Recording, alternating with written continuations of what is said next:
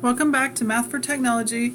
We're going to take our information from section 8.1 and section 8.2 and apply it to our scenarios in 8.3. A plane is heading due south at 480 miles per hour with a wind from the west at 50 miles per hour. What are the ground speed and the true direction of the plane? So I have a plane going due south at a magnitude of 480 miles per hour. I have a wind pushing on it due west, it's from the west, at 50 miles per hour. They want to know the ground speed, which is actually my magnitude, and the true direction of the plane, which is my direction or my theta. So I'm actually going to use the head to tail method so I can visually see what's happening. Plane's coming. Wind's pushing. So the plane's path will end up being somewhere over here. So I can just do Pythagorean theorem to get my magnitude. I end up with a magnitude of approximately 482.6 miles per hour. So the wind is actually increasing the magnitude slightly. Now I want to see how much it's been pushed off course, and so I'm going to do inverse tangent of 50 over 480.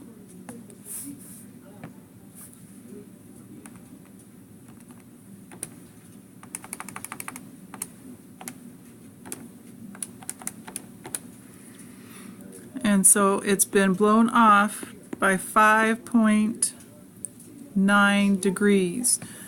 So the true direction of the plane, I'm moving 5.9 degrees, and it would be east of south.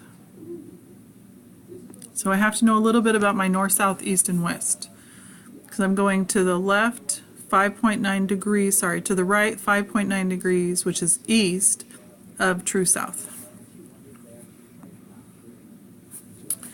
Okay, the next one deals with a car. It has a mass of 2,300 kilograms. It's on a hill that makes an angle of 33 degrees with the horizon. So here's my hill. Has an angle of 33 degrees with the horizon. It has a mass of 2,300 kilograms. So really this is giving me the direction and the magnitude. What components of the car's mass are parallel and perpendicular to the car? So this question is actually asking me for my components, my horizontal component and my vertical component. So to find that, our vector with its x component, remember, will be the magnitude times the cosine of the direction, and the y component will be 2,300 times the sine of the direction.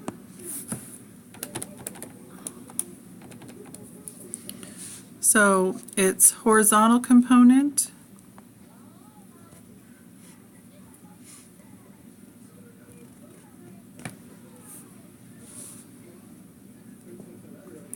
is 1928.9 kilograms, and the vertical component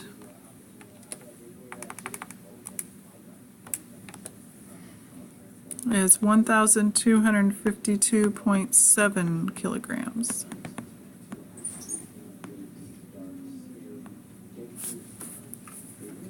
Okay, the third one we'll do together. The ship is sailing at a speed of 23 kilometers per hour in the direction of 20 degrees. So I'm going to kind of get a visual. It's going 20 degrees at 23 kilometers per hour. A strong wind is exerting enough pressure on the ship's superstructure to move it in the direction of 380 degrees at 3 kilometers per hour. So instead of going this direction, it's now moving 380. So 360 is a full circle. Well, 380 would be the exact same thing, but it's slowing it down so now that it's at 3 kilometers per hour. So it's actually in the same direction, but it's much slower now. It's only moving at 3. A tidal current is flowing in the direction of 250 at the rate of 7. What is the ship's velocity and direction relative to the Earth? Okay, so we actually have many things being exerted here. So I have the ship that's moving 23 kilometers per hour at a direction of 20.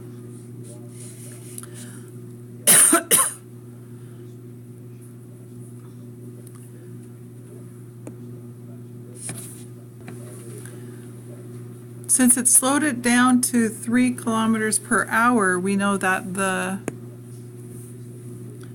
wind has to be coming at it because it didn't change its direction, and it's slowing down, so it has to be moving at 20 kilometers per hour to slow it down to 3. And then we also have a third one. A tidal current is flowing in the direction of 250 at the rate of 7 kilometers per hour. So 250 is here, and it's moving at 7. So it's coming across here and it's pushing on it this direction. So we're going to have to figure out all 3 of these. And so what we can do, which actually would be the easiest, is to find each vertical and horizontal component and add them together. So I'm going to do this one as S for the ship. I'm going to do this one as the wind. And I'm going to do this one as the T for tidal. So I'm actually going to erase my pictures just to give me some more room. Okay, so we're going to do the ship first. So we know the ship, its X component is going to be 23 times cosine of 20, because that's the direction it's flowing. And its Y is going to be 23 times sine of 20. Now when we think about the wind, remember what we decided? We figured it's coming at it. So the wind's X, it's pushing at 20, and it's coming at it. So if I'm coming at it, I can still do that 380.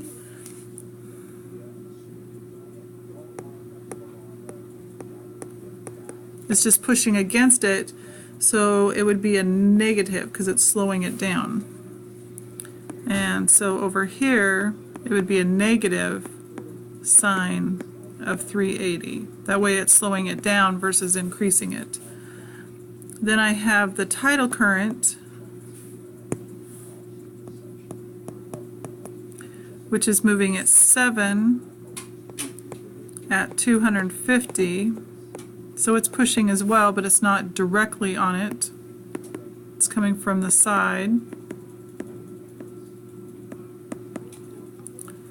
So we're going to use our calculator to find all of those. Then we're going to add them together. So my first one here is approximately 21.6. The next one is approximately negative 18.8.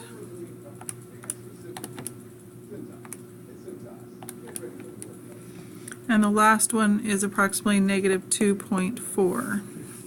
Now I'm going to do the same for all my y's. So I have 7 point, which actually would be 7.9.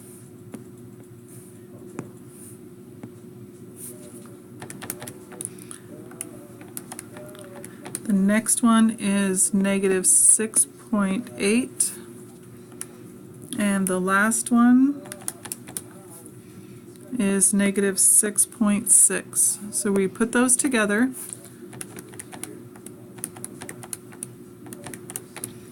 and we end up with a 0.4.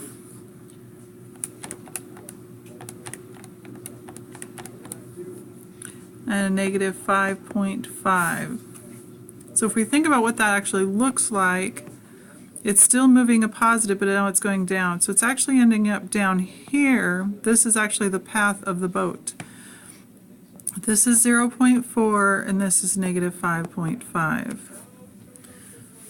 So our velocity is going to be our magnitude. So we're going to do the Pythagorean theorem.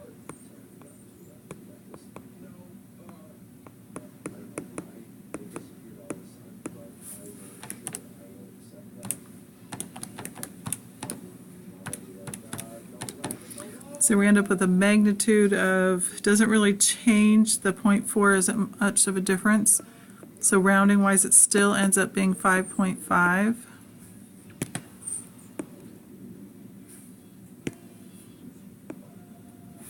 And that's kilometers per hour. Now what is its direction? It's our theta. Tangent, we're going to go -1.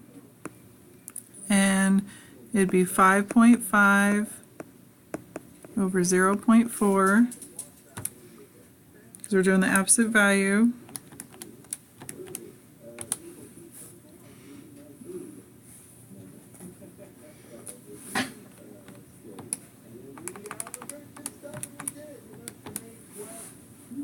So we end up with an angle of 85.8 degrees. Now it's pushing it down. So that's going to be, if you think about it, it's south of, going straight would be east. So it's actually pushing it way off course from where it needs to be going. Okay, work through those problems in that section. If you have any questions, please let me know and I will try and get you some help. Have a good day.